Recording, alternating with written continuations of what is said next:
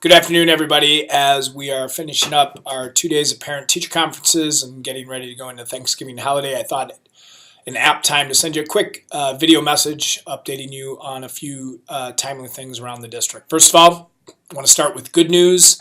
You may have already heard this coming out of Staff Senate, but in case you have not, our third-party data group, Advantage Analytics, has reported back on the 2017 park results, and District 101 did especially well. If you'll recall, we were 14th in the rankings last year, the first year in a long time we've been out of the top 10, but Advantage has ranked us number 9 in the state for 2017. And that in itself is really good news. Now, above and beyond that, Advantage does some crazy number crunching, and they have looked at our historical ISAT and park results, and they have reported that even though number 9, obviously a great ranking, is not the highest ranking we've ever had, our results are the best we've ever had. In fact, our math results, the best in school history, and we happen to be number 7, the number 7th ranked district in the state in mathematics last year in park. And in reading, the very best reading results we've ever had. We were the 14th ranked district in the state in reading. Both fantastic results. Again, park, we try to keep it in perspective. It's a one-time snapshot that shows, relatively speaking, how our kids are doing, and we don't want to overplay it. But the results are fantastic, and kudos to all of you. Our consistency of results across schools and across grade levels and across top content areas is really fantastic. And obviously this also translates into good news for pay for performance, as the district ranking is what we use for the annual academic achievement level, and staff members at the end of the year will see a full 0.5% for the academic achievement component. So all good news all around, and congratulations on that. Second, just as a piece of information, as the weather is turning cold, attached to this email message, you are receiving this year's version of the winter weather letter. Get excited for sure. A very important reminder, and that is when we get back from Thanksgiving break, the week of December 4th will be our annual lockdown drills that we do in conjunction with Western Springs Police and Fire Departments.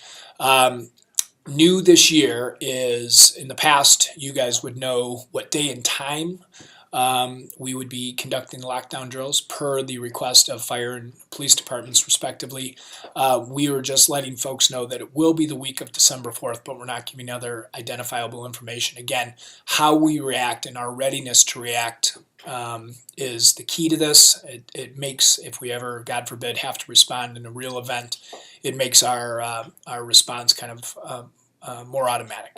Obviously, for teachers with students with anxiety or sensory issues, please talk to your building principal. They're happy to give you specific information as to when to expect the lockdown drills.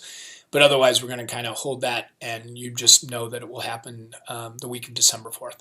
So in advance of that, if you've not already bookmarked the D101 crisis site, please do so, because obviously grabbing your computer and getting locked down in your classroom is the first priority. Getting onto the crisis site so that you can see the real-time chat is the next step. And again, just to reiterate, while the first thing to do is get locked down safely in your classroom, the reason we use that chat function is all law enforcement and safety personnel recommend the safest thing we can do if you ever have an active shooter in a building is safely getting out of the building. So we try to use real-time information via the chat to let you know where you should go and when you should go.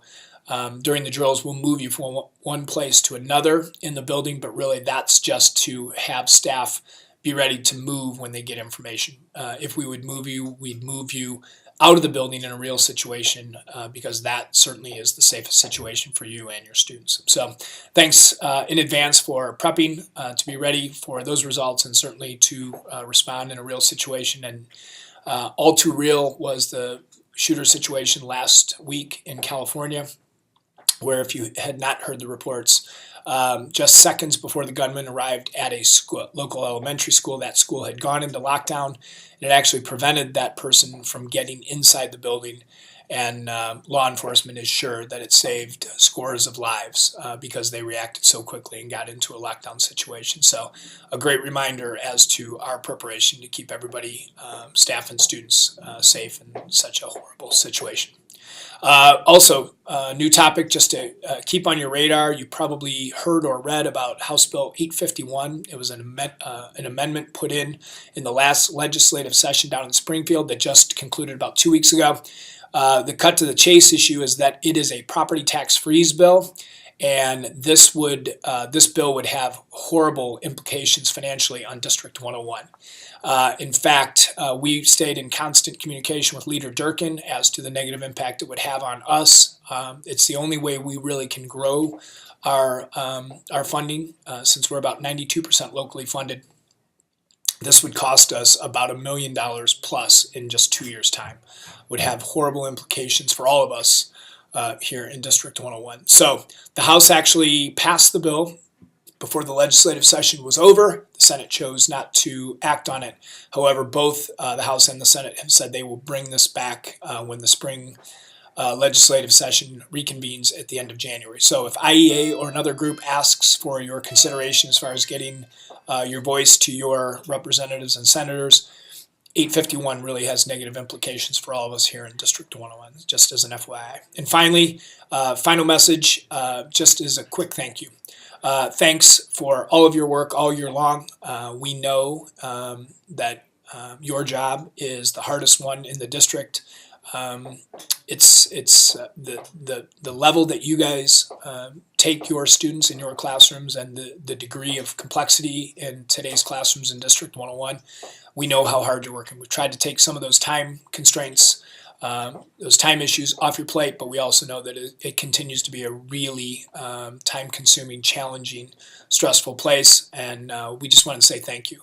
Hopefully got that little token and some thank yous last week during American Education Week, and just a big thank you from all of us for all of your continued amazing work on behalf of our students. So good luck with this, the second and last day of parent-teacher conferences, and as you get to the end of the day of working with your students' parents, I hope that you're able to a certain degree, have a great 5 days away with family and friends, get a chance to relax and really have lots to be thankful for.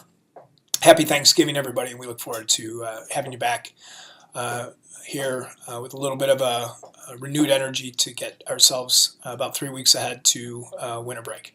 Have a great break, everybody, and thanks. Bye-bye.